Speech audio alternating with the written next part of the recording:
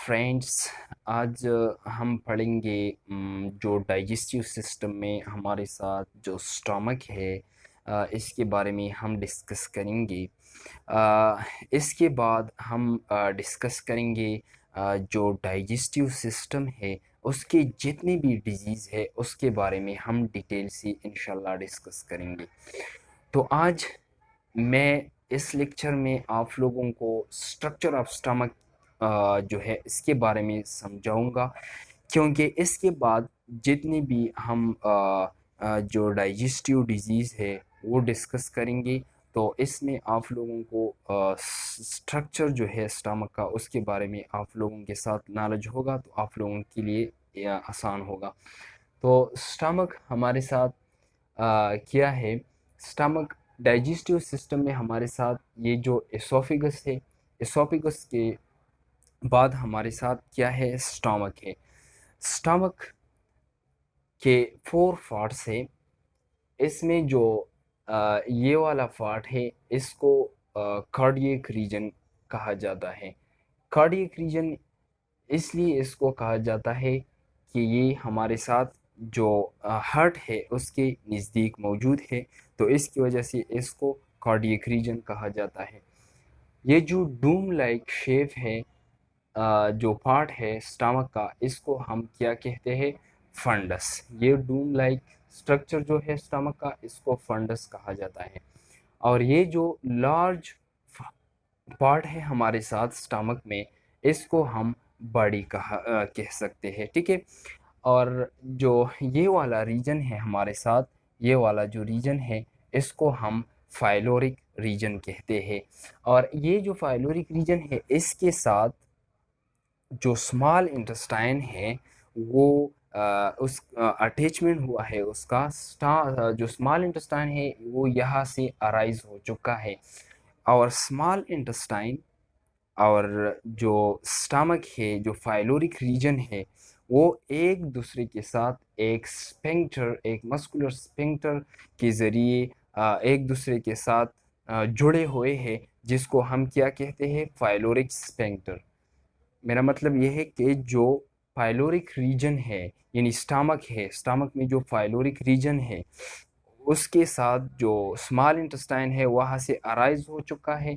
और इन दोनों की जो अटैचमेंट यहाँ पर हुई है वो एक स्फिंक्टर, एक मस्कुलर रिंग लाइक स्फिंक्टर के ज़रिए है, जो उसका क्या नाम है, फाइलोरिक स्फिंक्टर इसको कहते हैं।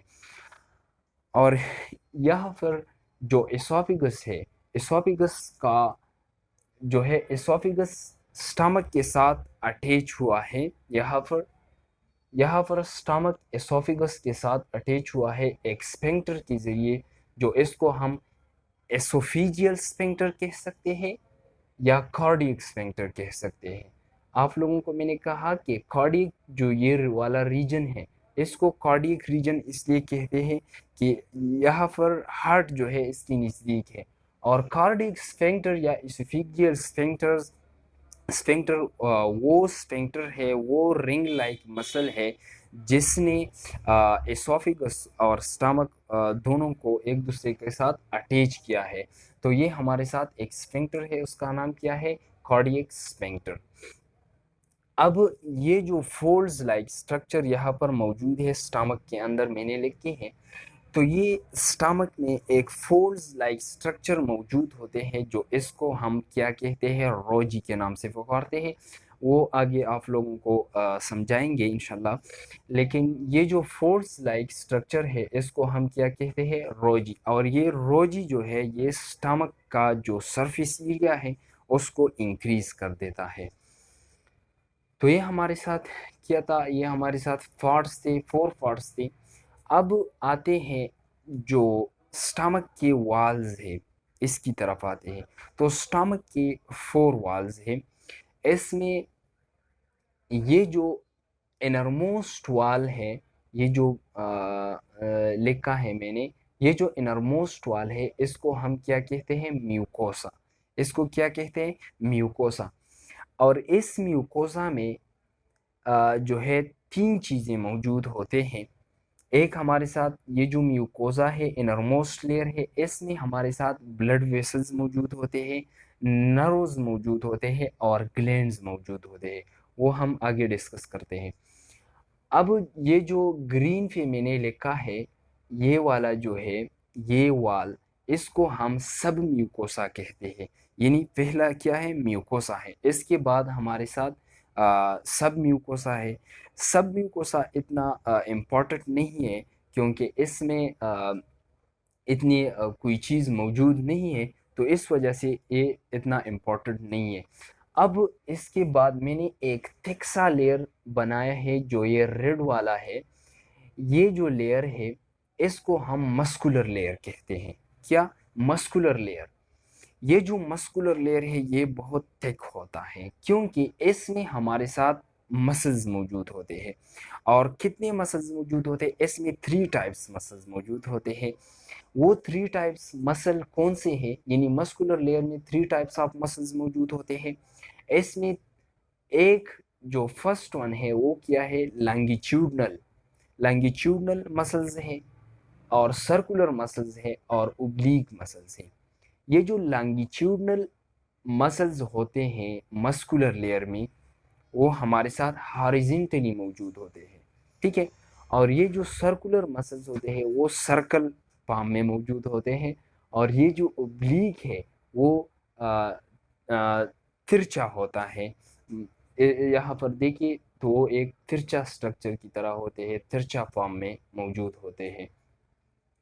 अब जो हमारे साथ लास्ट वन है, जो ब्लैक में मैंने लिखा है, उसको क्या कहते हैं? सेरोसा कहते हैं। ये क्या है? जो लास्ट वन है, वो सेरोसा है। और ये सेरोसा क्या करता है? ये स्टमक को, मतलब एब्डोमेन में, वो स्टमक को एब्डोमेन से कनेक्ट कर देता है, और फ्रिक्शन से जो है वो मतलब इसको बचाता है। तो ये हमारे साथ मस्कुलर लेयर था। अब आते हैं यहाँ पर मैंने लिखे है, आप लोगों को मैंने कहा कि यहाँ पर हमारे साथ क्या है? रोजी मौजूद होते हैं। अब इस रोजी को हम डिस्कस करते हैं कि ये रोजी क्या चीज़ है। तो मैंने ये लिखा है, ये तो इस तरह होता है, ये रोजी यहाँ पर मैंने लिखे है। लेकिन मैं अब इसको इस तरह मैंने लिखा है कि थोड़ा इजी हो जाए। फॉर एग्जांपल, ये मेरे साथ क्या है? ये मेरे साथ रोजी है, जो पोल्स है स्टमक में। इसके बाद ये क्या है? ये म्यूकस, यानी म्यूकोसा है। ये सब म्यूकोसा है, फॉर एग्जांपल, और ये सेरोसा है। तो ये हमारे साथ क्या है? ये जो डिफ्रेशन है, यहाँ पर देखिए, ये मैंने एक क्या, ये रोजी है। लेकिन रोजी में फिर ये क्या है? फिट्स है, गैस्ट्रिक फिट्स इसको। ये जो डिप्रेशन है ना, इसको गैस्ट्रिक फिट्स कहा जाता है, ठीक है। जो रोजी है, इसमें जो फिंगर लाइक रोजी मौजूद होते हैं, जिस तरह स्टमक में मौजूद, स्मॉल इंटेस्टाइन में मौजूद होते हैं। तो इसका ये वाला जो डिप्रेशन है, इसको गैस्ट्रिक फिट्स कहा जाता है, ठीक है। ये मैंने यहाँ लिखा है गैस्ट्रिक फिट्स। और ये जो हमारे साथ क्या है? ये जो तमाम स्ट्रक्चर, ये जो स्ट्रक्चर है ना, ये वाला गैस्ट्रिक फिट्स, यानी रोजी का जो स्ट्रक्चर है, वहाँ पर तमाम सेल्स और ग्लैंड्स, ये कहाँ पर मौजूद होते हैं? ये रोजी पे मौजूद होते हैं, यानी रोजी में मौजूद होते हैं, ठीक है। तो ये हमारे साथ मैंने एक रोजी लिखा है, यानी गैस्ट्रिक फिट्स मैंने लिखा है, फिंगर लाइक स्ट्रक्चर। इसमें बहुत ज़्यादा सेल्स मौजूद होते हैं। यहाँ पर देखिए, जो पहला सेल है मैंने लिखा है, जो सुर्ख मैंने लिखा है, ये हमारे साथ क्या है? एपिथेलियल सेल है। जो सुर्ख इन पे मैंने लिखा है, ये क्या है? एपिथेलियल सेल्स है। ये गैस्ट्रिक पेट्स की बात कर रहा हूँ। अब इसकी कंटिन्यूसली इसमें हमारे साथ क्या है? म्यूकस या गॉबलेट सेल मौजूद होते हैं। ये जो ब्लैक पे मैंने लिखा है, ये क्या है? म्यूकस और गॉबलेट सेल यहाँ पर मौजूद होते हैं। अब इसके बाद जो ग्रीन पे लिखा है, ये हमारे साथ क्या है? फेरिटल सेल्स है, ठीक है। अब म्यूकस या गॉबलेट सेल का फंक्शन क्या है? तो ये सीक्रेट करता है म्यूसिन या म्यूकस को सीक्रेट करता है, ठीक है। जो म्यूकस या गॉबलेट सेल मौजूद होते हैं गैस्ट्रिक फिट्स में, या मतलब गैस्ट्रिक ग्लैंड की बात करें, क्योंकि ये रोजी जो है, हम इसको ओवरऑल जो स्ट्रक्चर है ये, इसको हम गैस्ट्रिक ग्लैंड्स कह सकते हैं, लेकिन फर्दर इसमें गैस्ट्रिक पेट्स मौजूद है, वहाँ पर सेल मौजूद है, उसका अपना अलग फंक्शन है। तो जो म्यूकस और गॉबलेट सेल है वो म्यूसिन या म्यूकस को सीक्रेट करता है, पीरियटल सेल HCl को सीक्रेट कर देता है, ठीक है। और जो चीफ सेल है, चीफ सेल को हम जाइमोजिन सेल्स भी कह सकते हैं। तो ये हमारे साथ फिफ्सिनोजिन सीक्रेट कर देता है जो इनएक्टिव फॉर्म में होता है, ठीक है। अब एक और सेल मौजूद होते हैं इसमें, जो इसको हम जी सेल्स कहते हैं। ये जो जी सेल्स हैं ये हमारे साथ सीक्रेट करता है गेस्ट्रिन को। हमारे साथ क्या, गेस्ट्रिन एक हार्मोन है, हम आगे पढ़ते हैं इसको। तो गेस्ट्रिन कौन से सेल सीक्रेट करता है, वो हमारे साथ कौन से सेल है, जी सेल से। जी सेल हमारे साथ गेस्ट्रिन को सीक्रेट कर देता है। स्टमक की फंक्शन की तरफ आते हैं कि स्टमक के कौन से फंक्शन है। तो याद रखिए, स्टमक का जो पहला फंक्शन है वो हमारे साथ क्या है, स्टोरेज ऑफ फूड, यानी फूड को ये स्टोर कर देता है। क्यों, अगर फॉर एग्जांपल हमारा जो स्टमक है वो मतलब हाँ, हम में स्टमक मौजूद नहीं होता तो हाँ, हमको जो है जल्दी भूख महसूस होता। क्योंकि जो अगर आप खाना खाए तो वह वो जाकर स्टमक में स्टोर होता है कुछ वक्त के लिए, तो इसकी वजह से आपको भूख जल्दी महसूस नहीं होता। अगर ये स्टमक न होता तो आपको जल्दी भूख महसूस होता, ठीक है। अब दूसरी बात क्या है, मिक्सिंग और ग्राइंडिंग करता है। क्या करता है, मिक्सिंग और ग्राइंडिंग। मिक्सिंग इस तरह करता है क्योंकि हमारे साथ जो स्टमक में जितनी भी मसल्स मौजूद होते हैं वो हमारे साथ इनवॉल्यूंटरी है, यानी वो ब्रेन जो है नर्व सिग्नल्स जो है उसके ज़रिए वो मतलब अपना प्रोसेस करता है। तो हम इसको मतलब कंट्रोल नहीं कर सकते, वो इनवॉल्यूंटरी है, ठीक है। वो ब्रेन में जो एक प्रोसेस है वो तो वो इसको कंट्रोल कर देता है। मतलब जो वेगस नर्व है ज़्यादातर वो रूल अदा करता है स्टमक में, ठीक है। तो ये जो स्टमक में जो मसल्स है वो क्या करता है, वो मतलब मूवमेंट करता है, तो वो जो फूड है इसको मिक्स कर देता है, ठीक है। किस चीज़ के साथ, जो गैस्ट्रिक जूसेस है, HCl वगैरह, इसके साथ वो क्या करता है, मिक्स कर देता है, ठीक है। और फिर वो जो फर्दर प्रोसेस होता है, ठीक है। अब गैस्ट्रिक जूस मेन फंक्शन हमारे साथ क्या है, गैस्ट्रिक जूसेस जो है स्टमक सीक्रेट करता है। गैस्ट्रिक जूस क्या है, गैस्ट्रिक जूस की कंपोजिशन की तरफ आते हैं। तो गैस्ट्रिक जूस हमारे साथ इन चीज़ों से बना हुआ है। इसमें हमारे साथ क्या है, एक तो म्यूकस मौजूद होते हैं, ठीक है। जो गैस्ट्रिक जूस है इसमें क्या मौजूद होते हैं, म्यूकस मौजूद होते हैं। जो अब ये म्यूकस क्या करता है, ये तो एक हमारे साथ ये एज ए प्रोटेक्टिव फंक्शन करता है, यानी स्टमक का जो म्यूकस लेयर है उसको क्या कर देता है, HCl से, यानी तेजाबियत से, एसिडिटी से, इससे प्रोटेक्ट कर देता है, ठीक है, एज ए प्रोटेक्टिव फंक्शन। दूसरी बात, ये क्या करता है कि ये HCl HCl ये इज ए बफर एक्शन करता है। बफर एक्शन का मतलब ये है कि जो HCl है वो हमारे साथ क्या है, बहुत ज़्यादा एसिडिक है, ठीक है। तो वो ऑलरेडी जब वो एसिडिक हो तो ये तो स्टमक जो टिश्यू है हमारे साथ, तो इसको नुकसान पहुंचाता है। लेकिन ये म्यूकस जो है इसमें ये इसकी ये प्रॉपर्टीज़ है कि वो इज ए बफर एक्शन कर देता है, यानी HCl की जो एसिडिटी है इसको न्यूट्रलाइज कर देता है, ठीक है। अब HCl की तरफ आते हैं। HCl जो है हमारे साथ क्या कर, एक फंक्शन इसका तो ये है कि ये हमारे साथ बैक्टीरिया को किल कर देता है, ठीक है। बैक्टीरिया को वगैरह इसको जो है हमारे साथ किल कर देता है, ठीक है। और अब ये इसका एक और फंक्शन है, याद रखिए ये जो पिप्सिनोजिन है ये स्टमक में इनएक्टिव फॉर्म में मौजूद होता है, इनएक्टिव फॉर्म में मौजूद होता है।